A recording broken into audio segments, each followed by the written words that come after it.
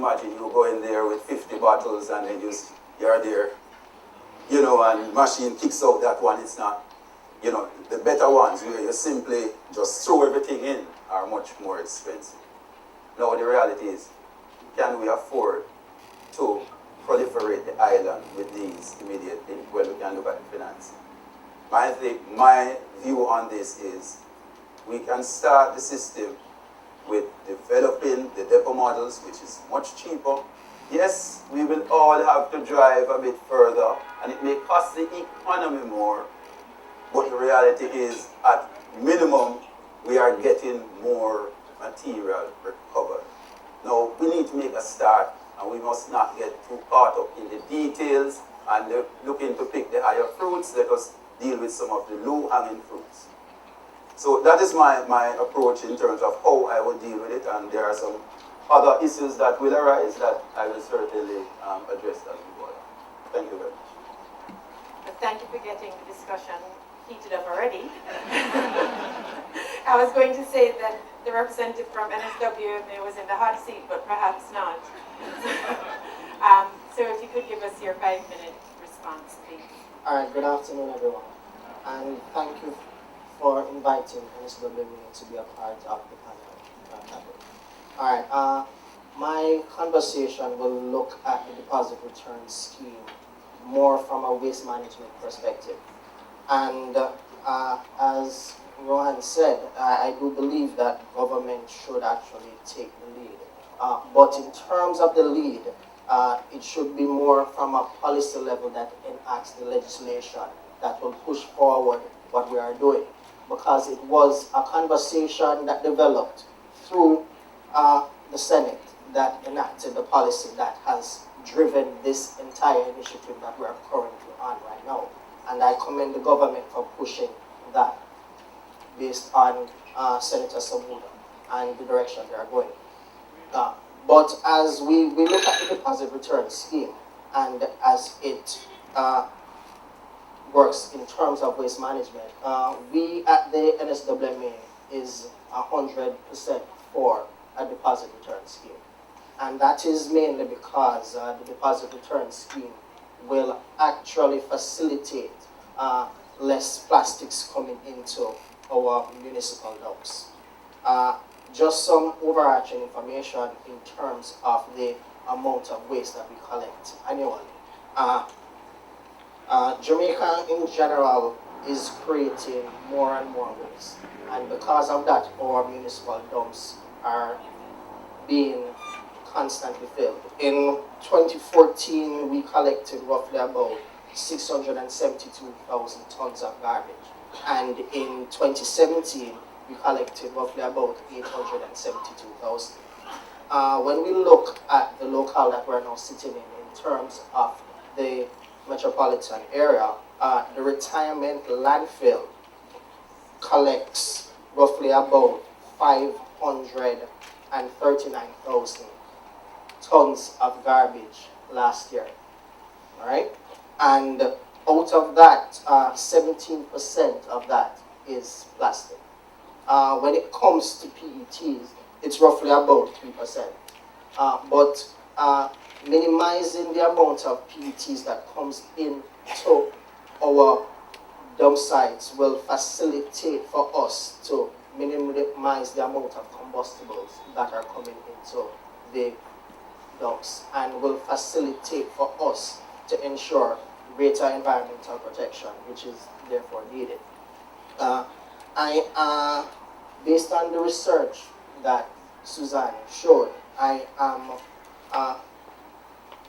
one of the slides that jumped out at me was the amount of savings that we would earn from solid waste management. I believe it said around about 5 million per year earlier on, and then that figure would continuously increase. If a deposit return scheme was indeed implemented, the amount of money that we save there could then be channeled into different areas that would then ensure greater efficiency in terms of how we go about collecting our municipal solid waste. So we at the NSWMA is 100% on with the scheme, and we hope to see how we can possibly sit at the table to help to facilitate how we move forward in this direction. Thank you.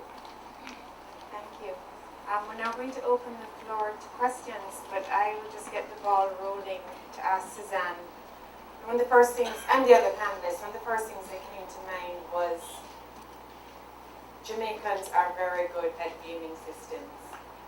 If there is money involved with a refund, how would we create the system or structure the system to minimize or even prevent fraud, double returns of bottles, and so on? Essentially, you need to ensure that once the bottles are returned, they're crushed or destroyed so that they can't be returned again, or they would need to be stored in a very secure place. So in the analysis that was done, essentially at the retailer level, whether it be reverse vending machines have their own crushing mechanisms. In the manual model, we integrated the consideration of compacting machines being on site. So once the bottle is returned to the retailer, it will be either compacted by the reverse vending machine or by a separate baler so that it would no longer be eligible or in a state to which it could be returned for a second time. In the depot model, they have direct processing schemes at the depot where they would potentially store it until in a secured area until it's crushed and cannot be redeemed again. I just want to respond though to Rohan's comment about reverse vending machines. So in my research, well, let me first point out that in first world countries, reverse vending machines are actually one-one machines. So you go, you put in one bottle, you put in two bottles, and maybe the maximum you will take is 5, maybe 10 bottles because you're going to the supermarket every single week. So you don't need to build up 50 bottles underneath your kitchen counter to go once a month to the supermarket to return the bottles. That's the idea. And the point is really that there's another aspect to it. There's the convenience to the consumer.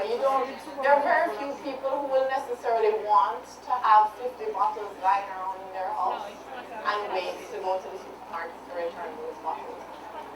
We also, as part of the survey, asked consumers how many bottles they would basically accumulate until they go to the supermarket. And the majority of responses were like 1 or 2 scandal bags, maximum a medium-sized garbage bag. And there you're talking about a maximum of like 20 bottles at a time.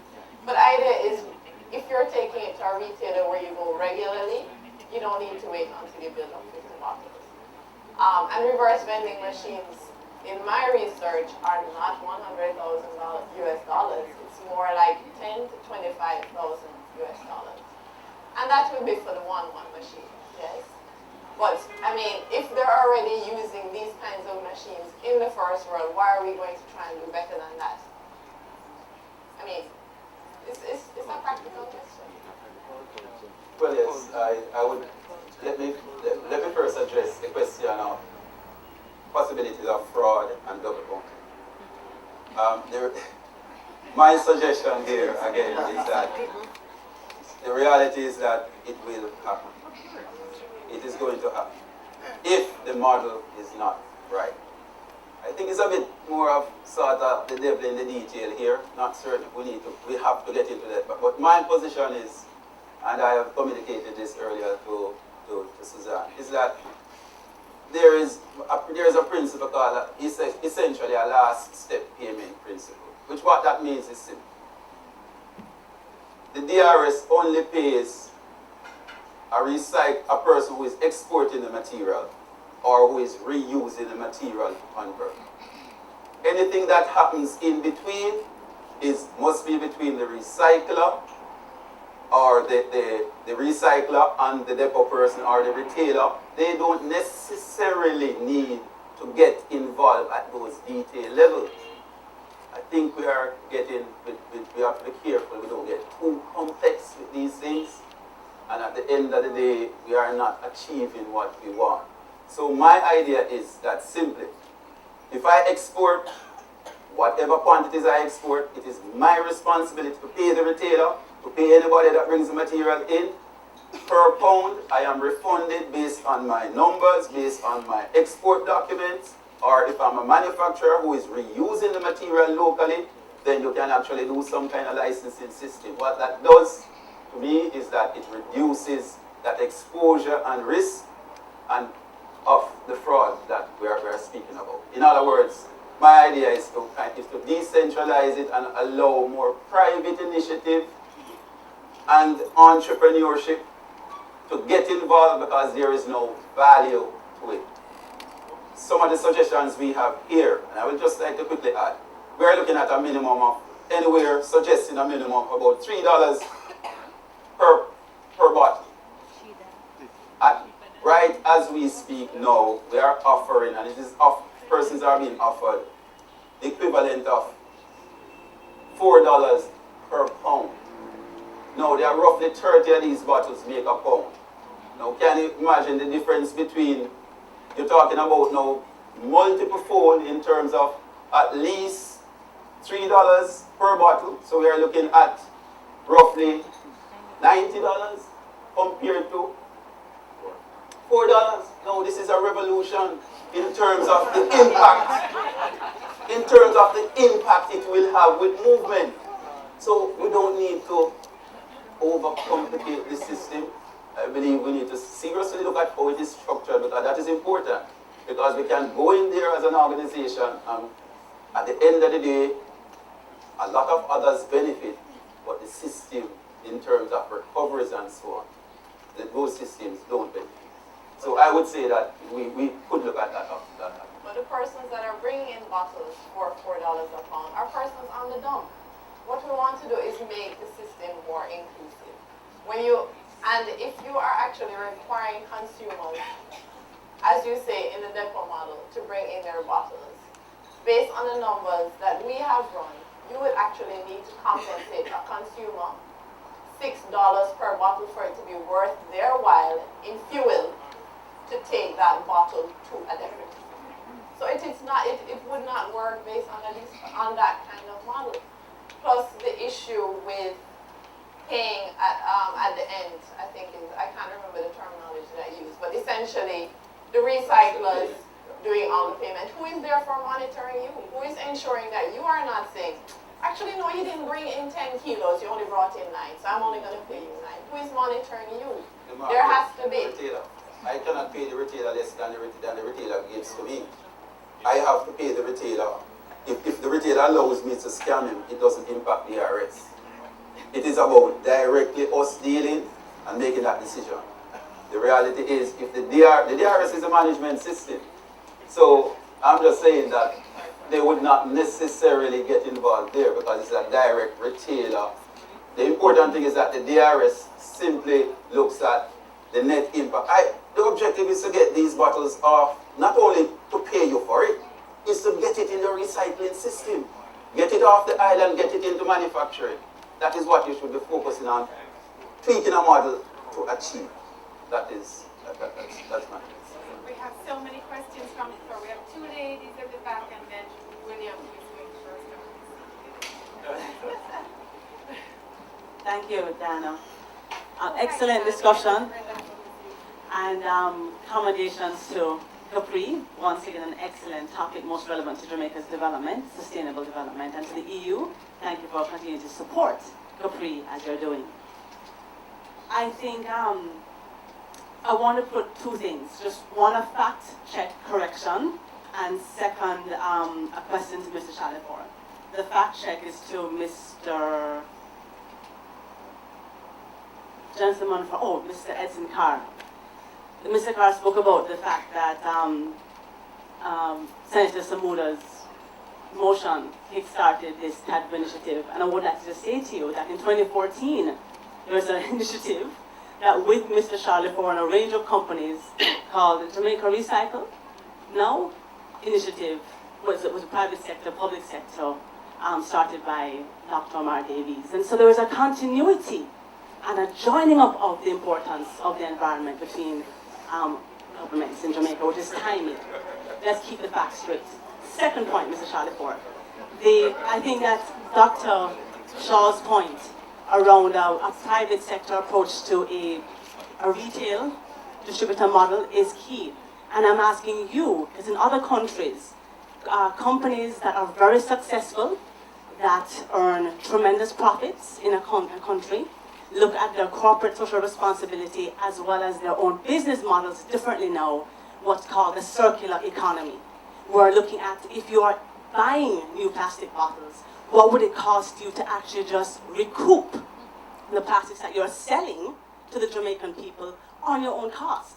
Because the issue is that the government doesn't have the funds to necessarily deal with it. And so have you considered working with the government on thinking through incentive tax systems within a policy framework, which I'm sure Suzanne will be very happy to help work out, around you taking it on fully and actually implementing something which could potentially hopefully be of benefit to your business and then to the country as well, versus the very disparate corporate social responsibility activities, which are important, but don't necessarily accrue to the benefit of the environment in the way in which I think that companies like Wisynco and Grace Kennedy and others could in fact really look at the business models. Because my concern, Suzanne, is that while I agree with you about your structure of a retail approach, distribution is important, the cost of doing it, implementation is important. So who would pay? And then secondly, I think we have to look at how do we change behavior. Because when I was in Japan, there was not one garbage bin on any road in Tokyo. Because children are taught from in kindergarten that you take your own lunch to the garbage bin itself. You clean your classroom yourself. You clean the lunchroom yourself. And so if you could work with government again to help shift behavioral models to practice differently, so that in 20 years' time, you're making a cost, an investment for 20 years to collect the plastic bottles for now, and then a generation later is a different generation. But a different way to think about how to implement what you're saying, Suzanne, is what I'm saying. How we thought about it differently. Thank you. Thank you, Maddie.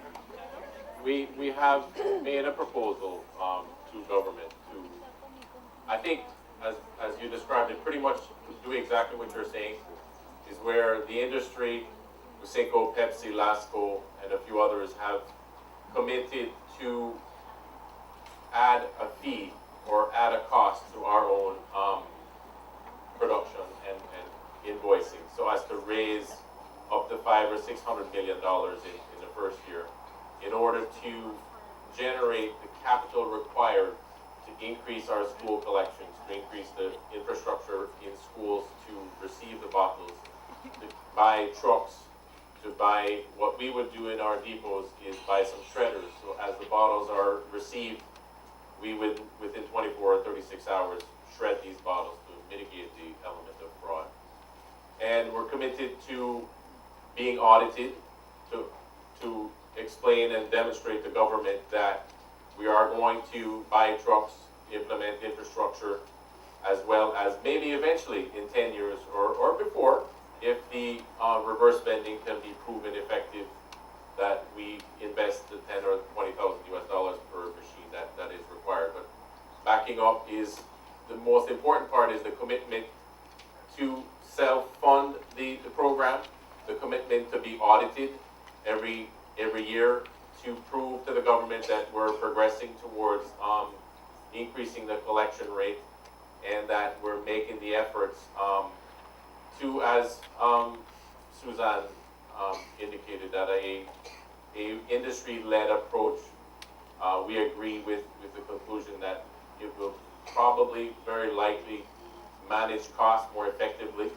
And if we put our commitment to Jamaica, that not only are we going to provide them with high-quality beverages, but we're also going to sort of, in a 360-degree fashion, raise the context and volume of bottles being collected back, then we at Wisynco, for example, have 3 or 4 projects that we know we could implement to use these bottles back, whether it be in other plastics or roof shingles or all sorts of potential projects that actually require the volume of bottles that we need to get off of the environment. So thank you very, very much for your point. It's exactly what we intend to do and hope to be be able to do, and start within the next few months, provided the government gives us the go-ahead. Can I just make a point about the costs? Actually, with the deposit refund model, if you just take the simple, say, $1 deposit on the bottle, based on the response rate in terms of the percentage of persons that return their bottles, we're looking at in the teens. So let's say 15% of persons would be willing to bring back in their bottles for a refund at $1, which means when you have 150 million bottles in circulation, that you have maybe $500 million of deposits that has been paid by the consumer, which is unclaimed. And that is what you're going to use to fund your deposit refund system, your deposit refund scheme. So essentially the consumer, every bottle they buy, they pay $1, which goes into the central system.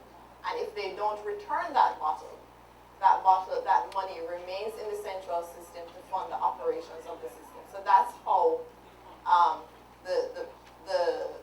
the models that I've shown are funded. And that's, I don't know if you remember on the last slide, I show where it's largely self-financing. There comes a point when you reach high recovery rates where it's no longer self-financing. The unredeemed deposits, the unclaimed deposits no longer are sufficient to finance the system.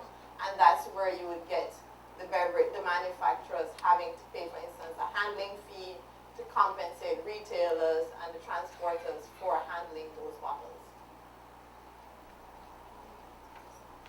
Yes, thank you. Sorry, I put on my glasses.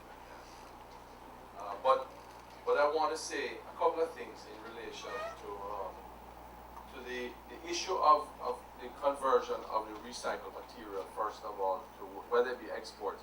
The single biggest opportunity, I think, in the long term for us is to be able to utilize a lot of that material right here, the post-consumer waste. And the technology today is actually becoming very, very advanced in that area. So that's one of the issues.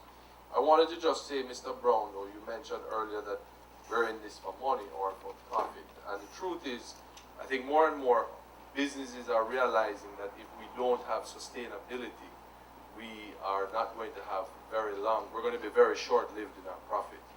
So that's important. And I think one of the issues at Wisynco we have focused on is how do we, as the largest producer of these bottles, play a role in educating consumers about taking them out of the environment. There's two things that I want to ask specifically though, Suzanne, in your modeling. Did you factor in the transportation cost to move all of the materials from the retail outlets? Because the truth is, I think that having seen the presentation, and I want to commend Capri and the team for the work, I definitely feel the ideal scenario is to have these reverse vending machines. The problem is at 25,000 US, and I just did in my head, we would need a minimum of 100 of them to start. That's about roughly $3 billion Jamaican or thereabouts. So the capital cost for those equipment, and we need to look at one, in the model, where is that money going to come from initially? Two, what's the useful life of the machines, and have you done all of that work to take into consideration the maintenance, the service of the machines? I think we can leverage our relationships with the retail outlets to get them to take these machines. It's going to be difficult initially because many of them, as Frankie had mentioned, many retailers in Jamaica today do not want the issue of even the glass bottles, the returnable bottles. And a lot of that is borne about by the public health authorities who pressure them on holding on to those materials. So that's really my question. Do we have identified a way to find the capital to buy the initial equipment, or is it from the unrealized deposits that you will do that over a period of time? And then I think the ideal scenario is a blend of the depots with the retail. Eventually, having the retail outlets have as many locations as possible. for convenience. To answer